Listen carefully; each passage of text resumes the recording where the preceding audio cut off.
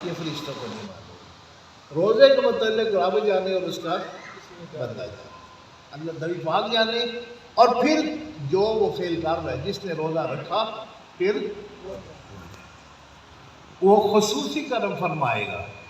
پھر جب نماز کا ٹائم آ گیا، مؤذن نے اذان دی، اللہ اکبر، اللہ حی علی الصلاۃ، حی علی الفلاح، اس وقت بلا حول و جد، بغیر کسی تنگی کے، بغیر کسی ترشی کے، بغیر دل کے اندر کوئی خیال آنے کے کیا کرنا ہے؟ نبی پاک صلی اللہ علیہ وسلم امہات المومنین فرماتی ہیں کہ جس وقت اذان ہوتی ہے، آپ گھر میں گفتگو فرما رہے ہوتے ہیں، بالکل بے تکلف گفتگو، باتیں ہو رہی ہیں، اچانک اذان ہوئی، آپ ہم میں سے اس طرح اٹھ کر چلے جاتے گویا ہماری کوئی شناسائی ہے ہی نہیں، گویا ہم ایک دوسرے کو جانتے ہی نہیں ہیں۔ اذان ہونی اور آپ نے وہاں سے اٹھنا اور بغیر گفتگو کیے، بغیر کوئی اشارہ کیے، بغیر بات کیے اٹھ کے نماز کی تیاری ہو جاتی۔ یہ ہے جو میت اللہ پر رسول، اللہ نے فرما دیا، آپ صلی اللہ علیہ وسلم نے کر کے دکھایا، اور جب رمضان آیا تو فرمایا کمر کس لو، کمر کس لو، سجدے بھی بڑھ گئے، دونوں ہاتھوں سے خیرات اور صدقے بھی بڑھ گئے، باقی سال کے معاملے میں بے حد و بے حساب بڑھ گئے۔ وہ کیوں؟ حکم کس کا تھا؟ اور کرنے والے، اور جو اتباع کرے گا، اطاعت کرے گا، اطاعت کس کی کرنی ہے؟ اور پھر آگے چلے، آگے پھر حج آ گیا، فرمایا کہ جس کے پاس پیسے ہوں اور اتنا خرچہ ہو کہ وہ 2 مہینے کا گھر والوں کے لیے پیچھے خرچہ دے کے جائے، اور اس کی صحت بھی ٹھیک ہو، وہ سفر بھی کر سکتا ہو، اور وہ جب اس پر وقت آ جائے تو بغیر ڈھیل و حجت، بغیر کسی بات کے کہ میری دکان پہ، میرے کاروبار پہ، میری فیکٹری پہ، میری ملازمت پہ کون رہے گا؟ حضرت عمر رضی اللہ تعالیٰ عنہ کے دور میں ایک مرتبہ دوسرے ملک میں آپ کی سلطنت تھی، اور دوسرا جو جگہ تھی نا، وہاں پہ نا ایک یہودی کو وزیر مالیات لگایا، آپ رضی اللہ تعالیٰ عنہ تک بات پہنچی، پتہ چلا کہ ایک یہودی کو وزیر لگایا ہے۔ آپ نے بڑے اس کا غصے سے اظہار فرمایا کہ کیا مسلمان ختم ہو گئے تھے؟ تم نے حضور یہ بڑا ماہر ہے۔ وہاں سے چٹھی آئی، اس میں جواب لکھا گیا کہ حضور بڑا ماہر ہے، بڑا یہ امور سلطنت چلانے کا تجربہ بہت وسیع ہے۔ آپ نے اس چٹھی کے بیک پہ صرف ایک لفظ لکھا، مات الیہودی، اگر یہودی مر جائے پھر کیا کرو گے؟ جو اس وقت کرو گے ابھی وہ کام کر لو۔ ادھر کیسا؟ آپ دکان پہ بیٹھے ہیں، فیکٹری چلا رہے ہیں، ملازمت کر رہے ہیں، کاروبار کر رہے ہیں، جو بھی معاملات ہیں، اب آپ کے پاس رقم بھی ہے اور حج کا مہینہ بھی آ گیا، درخواستیں وصول ہونا شروع ہو گئی۔ اب آپ نہ درخواست دے رہے ہیں، نہ دل میں ارادہ ظاہر کر رہے ہیں، نہ آپ کو اس کی شوق ہے۔ کیوں؟ پیچھے کاروبار کا کیا بنے گا، اس لیے میری دکان کا، ملازمت کا، فیکٹری کا کیا بنے گا؟ ایک منٹ کے لیے سوچیں، کل نفس ذائقۃ الموت، ہر جی روح نے، ہر نفس نے موت کا ذائقہ۔ پھر موت کیا ہے؟ بچپن میں آئی، جوانی میں آئی، بڑھاپے میں آئی، کس وقت آئے؟ کوئی ہے وقت مقرر؟ مالک کو معلوم۔ وما تدری نفس بأی ارض، اس کو نہیں پتا کہاں پہ جائے گا، اس کو موت آ جائے گی۔ اب جب وہ مر گیا، کاروبار کا کیا بنے؟ اس ذریعہ معاش جس پر وہ بیٹھ کے خدا پر توکل چھوڑ کر اپنے آپ پر بھروسہ کیے ہوئے بیٹھا ہوا ہے، اس وقت کیا ہوگا؟ جو اس وقت ہوگا، اس وقت بھی حج کے لیے تیاری کر اور نکل جا، اور جب تو نکل جائے گا تیرے آنے پر اللہ تجھ کو کئی گنا زیادہ بڑھا کے عطا فرمائے گا۔ کئی دوستوں کے ساتھ میرے معاملات ہوئے، حضور پیچھے کوئی بھی نہیں، حضور کاروبار کا بڑا معاملہ ہے۔ میں نے کہا مہینہ کا کیا کما لیتے ہو؟ کہتے اتنا۔ میں نے کہا میں تجھے گارنٹی دیتا ہوں، حالانکہ گارنٹی صرف رب کی، میری کوئی گارنٹی نہیں، لیکن سفر مدینہ میں کے معاملے میں تجھے گارنٹی دیتا ہوں کہ تو خرچ اور جو تو کما رہا ہے یہ تجھے 3 گنا تیرے آنے پہ ملے گا، اور 3 مہینے کے اندر جتنا تو نے حج پر عمرے پر خرچ کیا تجھے واپس ملے گا، اگر نہ ملا مجھ سے آ کے لے لینا۔ اور جتنوں سے میں نے پوچھا انہوں نے کہا جی کہ آتے سال ہی اللہ نے رجا دیا، پچھلی ساری کسریں نکل گئی۔ تو جب حج کا موسم آئے اور پیسے موجود ہوں اور صحت بھی ٹھیک ہو، فرصت بھی ہو، فرصت سے مراد یہ ہے کہ کوئی بیماری، تنگی، ترشی ایسی نہیں کہ ماں باپ بوڑھے ہیں اور آپ ان کو چھوڑ کر چلے جائیں، شرعی گزرنا۔ فرماتے نا، ایک بزرگ فرماتے تھے کہ انہوں نے پوچھا کہ کس کی وجہ سے حج قبول ہوا، تو ندا دی گئی کہ دہلی کا فلاں کسائی جو ہے نا، اس کی وجہ سے اللہ کریم نے سب کے حج کو قبول کر لیا۔ واپس آئے، اس کے گھر گئے، دروازہ کھٹکھٹائے، اور تیری کون سی نیکی ہے تیری وجہ سے حج قبول ہوا؟ کہنے لگا میں تو حج میں گیا ہی نہیں۔ تڑپ بڑی تھی، بوڑھی ماں ہے، سنبھالنے والا کوئی نہیں تھا، اللہ سے رویا اور اجازت طلب کی، مولا میرے پاس مال بھی ہے لیکن میری ماں بوڑھی ہے، سنبھالنے والا کوئی نہیں، ادھر تیرا حکم ہے کہ ماں باپ کی خدمت کرو، ادھر تیرا حکم ہے میرے حج پہ جاؤ، آؤ میرے دروازے پہ، اب کیا کرو؟ علماء سے پوچھا، انہوں نے کہا کہ تم ماں کی خدمت کر۔ اب وہ نہیں گیا حج پر، اس کے نہ جانے سے، ماں کی خدمت کرنے سے، دل میں وہ تڑپ رکھنے سے اللہ کریم نے عرفات میں جتنے تھے سب کی حج کو قبول فرما لیا۔ زکوٰۃ ہے نا، پھر زکوٰۃ آ گئی، اللہ تعالیٰ نے مان لی، پہلے تھوڑا دیا، اس میں سے نکالی، پھر اور دیا، اس میں سے نکالی، اب مال بڑھ گیا ہے، اور جب حساب لگایا اب دل کو ہاتھ پڑ رہا ہے، ہاں جی لاکھوں نہیں، اب کروڑوں میں زکوٰۃ نہیں کر رہی ہے، کروڑوں مال نہیں ہے، کروڑوں میں زکوٰۃ نہیں کر، دل کو ہاتھ پڑ رہا ہے۔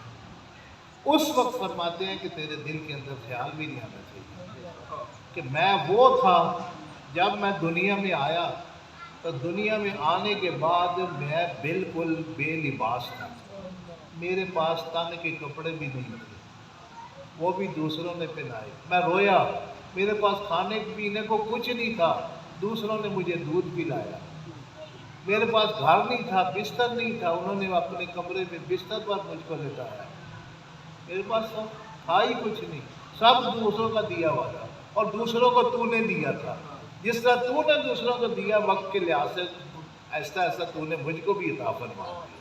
یہ جو کچھ ہے کل من عند اللہ، اللہ کے بندے کیا کہتے ہیں؟ فرما دو کہ جو کچھ بھی ہے یہ اللہ کی جانب سے، اس کی طرف سے ہے، میرا اپنا کچھ بھی نہیں ہے۔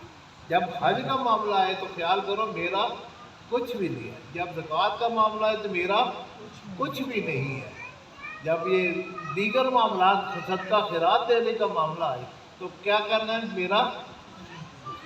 اور خیرات کے معاملے میں ایک بات آ گئی، ام المومنین حضرت سلمہ رضی اللہ تعالیٰ عنہ، کسی نے گوشت کا دیا بھیجا، آپ نے رکھا کہ میں آپ صلی اللہ علیہ وسلم کی بارگاہ میں پیش کروں، سائل آیا، اس نے کہا کوئی صدقہ دے،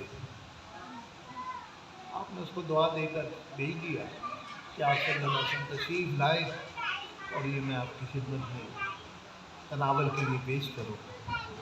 سائل چلا گیا، جب وہ بکرے کا جو گوشت تھا، دستی تھی یا جو بھی تھا، پیش کیا گیا تو وہ پتھر بن چکا، چمکیلا پتھر۔ آپ صلی اللہ علیہ وسلم نے پوچھا کیا کوئی سائل تو نہیں آیا تھا مانگنے والا؟ حضور آیا تھا، میں نے دعائیں دے کے اس کو لٹا دیا، فرمایا اسی وجہ سے یہ پتھر بن گیا۔ وہ چیز آج تک چل رہی ہے، اگر آپ اس مال کو اپنے سے جدا کریں گے تو بڑھ کر آئے گا، اور اس کو روک لیں گے تو وہ آپ کے نصیب میں بھی۔ تو فرماتی ہیں کہ اس پتھر سے ہم مسالہ پیسا کرتے تھے، دیگر چیزوں کو کوٹ لیا کرتے تھے اس پتھر کے ساتھ، وہ اس پتھر بن چکا، سخت پتھر بن چکا۔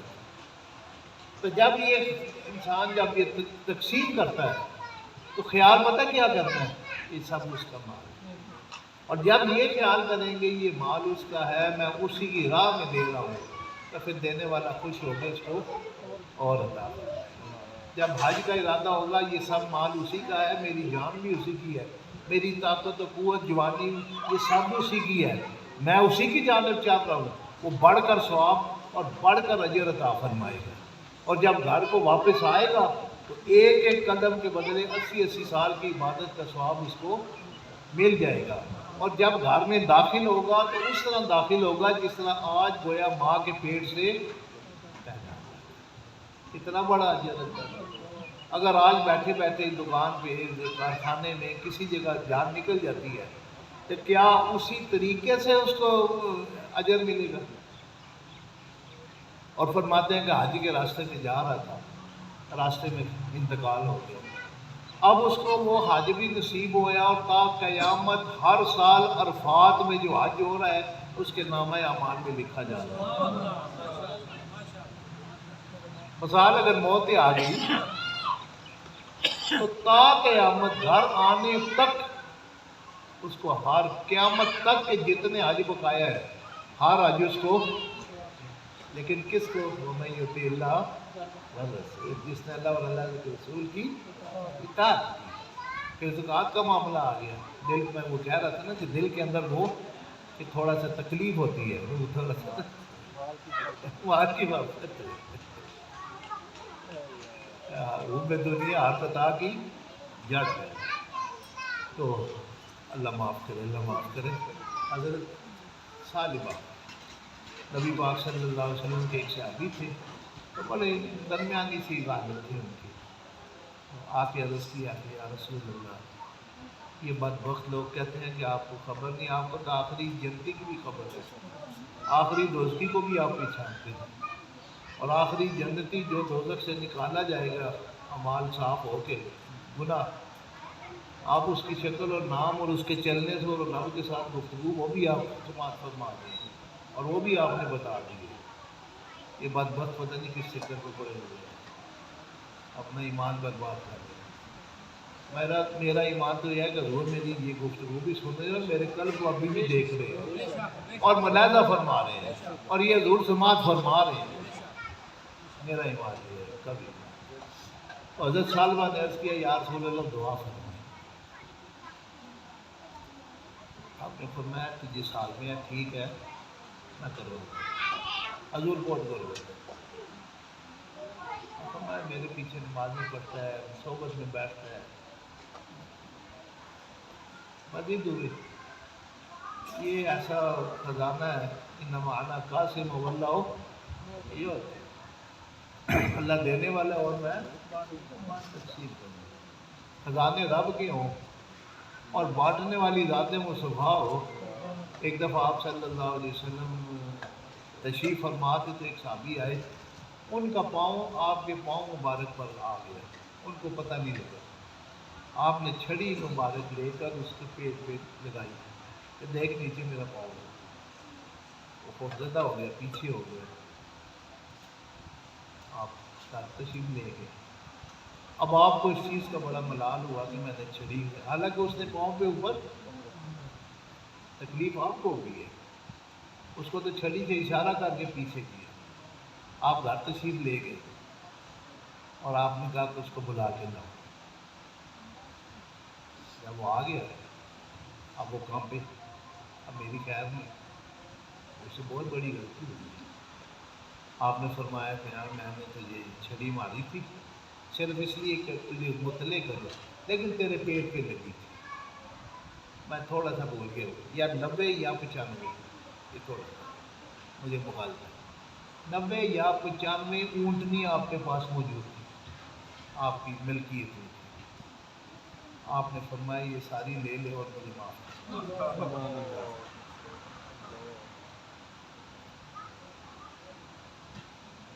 اب آپ حساب لگائیں، موجودہ دور کے مطابق 5 لاکھ کی بھی ایک ہو تو 5 کروڑ تو بن گئے تھے۔ ایک ہی حال میں یا لے جاؤ اور میں چھڑ گیا قدموں میں گر گیا، فرمایا آپ تجھے لینا پڑے گا۔ پر جب دینے پہ آئے تو پھر کیا دیں گے؟ جو بن مانگے وہ 95 90 اونٹنیاں اسی وقت عطا فرما دیں، تو جو مانگے گا تو اس کو کیا دے؟ تو مانگ کے تو دیکھ، تو مانگتا ہی نہیں ہے تو مانگ کے تو دیکھ۔ ہارون رشید کے پاس ایک آیا، سائل آیا 10 روپے دے، انہوں نے کہا میری حیثیت نہیں 10 دے دیں گے، لاکھ دے دیں، انہوں نے کہا تیری حیثیت نہیں داخلے دیں گے۔ لیکن ادھر نہیں ہے۔ آتم تائی کے بیٹے حضرت حسنین کریمین کھیل رہے تھے تو اور کہنے لگا میرے باپ کے مال کے 8 دروازے ہیں اور ہر دروازے سے ساحل کو وہ دیتا ہے۔ انہوں نے کہا میرے نانا جان کا ایک ہی دروازہ ہے، اتنا رجا دیتے ہیں دوبارہ دوسرے دروازے پہ جانے کی حاجت ہی نہیں رہتی۔ اللہ سبحان اللہ۔ اس کو کیوں حاجت ہو کہ وہ 8 دروازوں پہ جائے؟ تو حضرت صالبہ سے آپ نے دعا فرمائی برکت کی، یاد رکھنا ضرور جو دعا فرما دے پھر وہ ہو ہی نہیں سکتا کہ مراد ہو۔ تو ایک جاتی آئے یا رسول اللہ بڑی گرمی ہے اور قید پڑا ہوا ہے، بارش نہیں ہو رہی ہے، دعا فرمائی۔ جمعے کا خطبہ ہو رہا ہے، آپ نے دعا فرمائی، ابھی ممبر سے اترے ہیں تو بارش۔ اگلے دن پھر وہ آ گیا، اگلے جمعے کو، اور ہمارے کوٹھے نیچے ہو گئی تھی، دعا فرمائے بارش جلدی جائے۔ آپ نے فرمایا یا اللہ مدینہ سے بارش کو روک دے اور اطراف میں برستی رہے، جو فائدہ اٹھا رہے ہیں ان کو تو اٹھانے دینا، جب جوش رحمت آ ہی گیا ہے تو اب روکنا کیسا ہے؟ تو حضرت سالمہ سے انہوں نے دعا کی آپ صلی اللہ علیہ وسلم، ان کے مال میں برکت ہوئی۔ اب مال تھوڑا سا بڑھ گیا تو فجر اور عشاء میں آتے ہو تھوڑا سا مال اور بڑھ گیا، باقی 3 نمازیں باہر ہی پڑھتے تو مال کی کثرت ہو گئی۔ پھر کچھ ٹائم گزرا تو صرف فجر میں آتے، مال اور بڑھ گیا، اتنا بڑھ گیا کہ پھر جمعے کے جمعے حاضری ہو، کہاں 5 وقت حضور کی بارگاہ میں اور کہاں جمعے کے جمعے، پھر اور بڑھ گیا کہ جمعے بھی درمیان میں۔ اسی اسنا میں زکوٰۃ کا حکم آ گیا۔ آپ صلی اللہ علیہ وسلم نے سیدنا صدیق اکبر کو بھیجا کہ بڑے اونٹ اور بچے کا یہ اور بڑے کی یہ اور گائے کی یہ اور بکری کی اور بچے کی، جو سمجھا کے بھیجا، اتنی زکوٰۃ۔ جب اور قبائل کے پاس گئے انہوں نے بالکل سر تسلیم خم، حضور کا حکم آیا، اللہ کا حکم آ گیا، حضور نے فرمایا نہیں بچے نہیں، اب جو بچے ہیں ان کا بھی بڑوں کے برابر دے گا تاکہ سنبھالنا نہ پڑے بیت المال کو، خدمت نہ کرنی پڑے۔ ہم ایسے بھیجیں گے جو خدمت ان سے لے بجائے خدمت کرے۔ جب ان کے پاس آئے تو جب انہوں نے حساب لگایا تو ان کے منہ سے نکلا کہ زکوٰۃ نہیں یہ چٹی ہے۔ یہی الفاظ قارون نے کہے تھے۔ موسیٰ علیہ السلام کے دور میں بھی زکوٰۃ کا حکم آیا تھا، اور اس نے جب مال کثرت سے مال ہوا اور زکوٰۃ کا حکم آیا تو اس نے بھی چٹی کھائی۔ پھر ایسا وہ مخالف ہوا اور ایسا بدبخت ہوا کہ وہ خود بھی دھنس گیا اور مال بھی دھنس گیا۔ ان کے منہ سے نکلا کہ زکوٰۃ نہیں ہے چٹی ہے۔ آپ صلی اللہ علیہ وسلم مسجد نبی شریف میں تشریف فرما تھے، آپ نے فرمایا کہ حلق کا سال ہلاک ہو گئے۔ صحابہ بیٹھے ہوئے تو انہوں نے سوچا جنگل میں ہے باہر، کوئی بھیڑیا آیا ہوگا، شیر آیا ہوگا، کسی طریقے سے انتقال ہو گیا ہوگا، ہلاک ہو گیا۔ کچھ دن کے بعد سے نزدیک اکبر تشریف لائے، حضور کی بارگاہ پر سارا احوال پیش کیے۔ وہ فرمانے لگے آگے چلے جائیں، واپسی پہ سے نزدیک اکبر کو بھی شاک ہو گیا اس بات، واپس تشریف لے آئے لیکن ان کے پاس گئے نہیں، سیدھے آپ صلی اللہ علیہ وسلم کی بارگاہ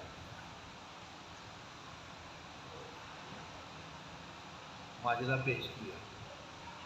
تو شمع ہوئے، لیکن آپ صلی اللہ علیہ وسلم نے پھر مان لینے سے انکار کر دیا، فرمایا اب معاملہ اللہ کے سپرد ہے۔ نادم تو ہوئے، لیکن جو لفظ نکل چکا تھا، میں نے پہلے ایک لفظ اڑایا ہے کہ نماز کے لیے گراؤنڈ نہیں آنی، دل کے اندر وہ خیال نہیں، محل نہیں آنی چاہیے، تنگی نہیں آنی چاہیے، آج کے معاملے میں وہ تنگی نہیں آنی چاہیے۔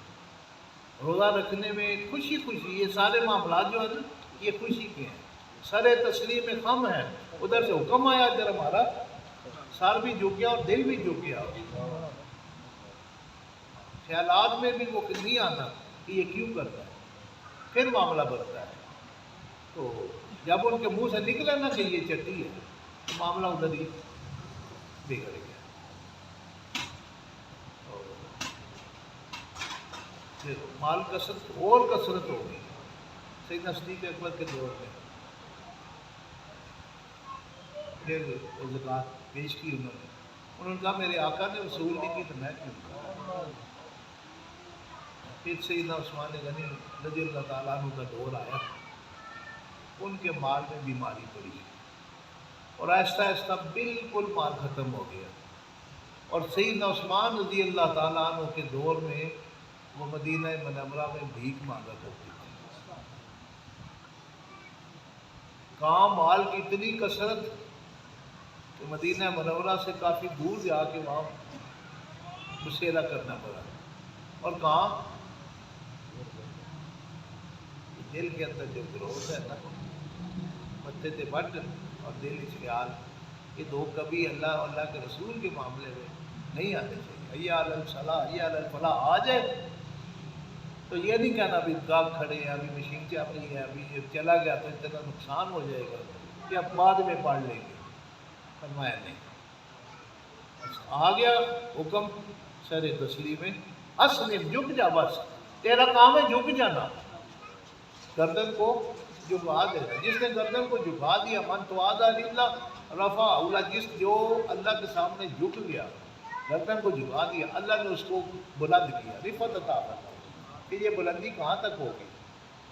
اصل و اصحاب تو وفر و آفی سما، جڑے یہاں پہ اور اس کا تنا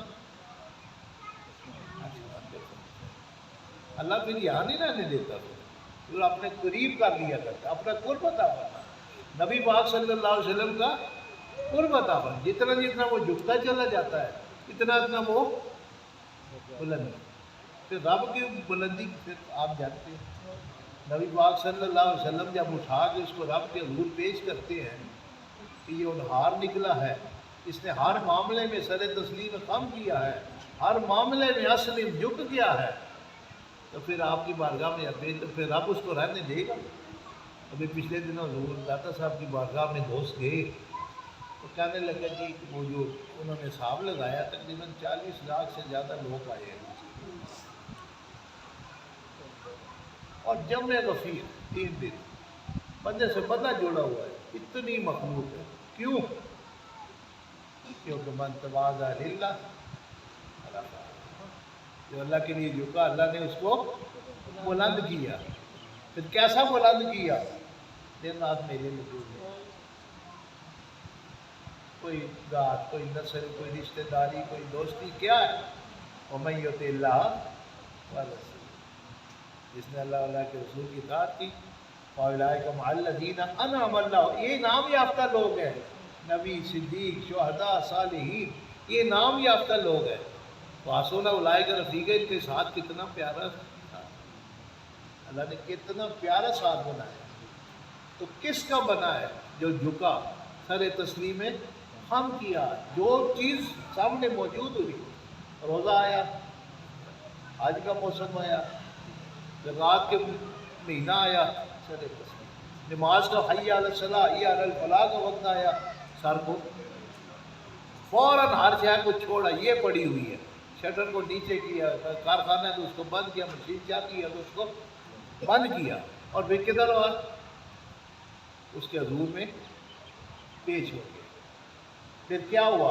اللہ تعالیٰ نے مانگنے والے کو سے فرماتے ہیں کہ جس نے میری یاد میں مشغول رہا، میں اس اور مانگ نہیں سکا، میں اس کو مانگنے والے سے زیادہ عطا فرماؤں گا۔ اللہ تبارک و تعالیٰ مجھے اور آپ کو انہی کا ساتھ نصیب فرمائے۔ اور ایک بات یاد رکھنا کہ جب بھی کسی محفل میں جاؤ نا تو نیت کو خالص کر کہ میں اللہ اور اللہ کے رسول کے لیے انہوں نے محفل کو سجایا، میں اس محفل میں جا رہا ہوں۔ صحیح حدیث پاک ہے کہ ایک نیک مجلس جو اللہ اور اللہ کے رسول کے ذکر کے لیے سجائی گئی ہو، بعض و نصیحت کی محفل ہو، 20 لاکھ بری محفلوں کا کفارہ۔ کتنی؟ اب انسان سوچے کہ کیا میں نے زندگی میں 20 لاکھ بری محفلیں کی ہیں؟ مقصد یہ ہے کہ تو خلوص سے دل کے ساتھ ایک مجلس میں آ جا، ایک محفل میں آ جا جو اللہ اور اللہ کے رسول اور اس کے ذات میں اس کے نیک بندوں کی یاد میں سجائی گئی، وہاں اللہ اور اللہ کے رسول کا ذکر ہوتا ہے، تو یاد رکھ تیری ساری زندگی کے لیے کافی ہے۔ تو جب بھی کسی محفل میں جاؤ نیت کو کہ میں جاؤں گا، میرے وقت سنور جائے گی، میرے اندر جو یعنی زنگ لگا ہوا ہے، شکاوت ہے، دل کے اندر جو اندھیرا چھایا ہوا ہے، یہ اندھیرا دور ہو جائے گا۔ جیسی نیت لے کر محفل میں جاؤ گے ویسا ہی رب کریم اس برتن میں وہی کچھ ڈالے گا۔ کھانا کھانے جاؤ گے کھانا دے گا، وقت گزاری کے لیے جاؤ گے وقت گزاری عطا فرمائے گا، دوست یار کو منہ دکھانے کے لیے جاؤ گے وہ منہ دکھا کے واپس آ جاؤ گے، اور اگر خالص اس کے لیے جاؤ گے تو وہ برتن کو بھر کے عطا فرمائے گا، دل کو نور سے بھر کے عطا فرمائے گا۔ وآخر دعوانا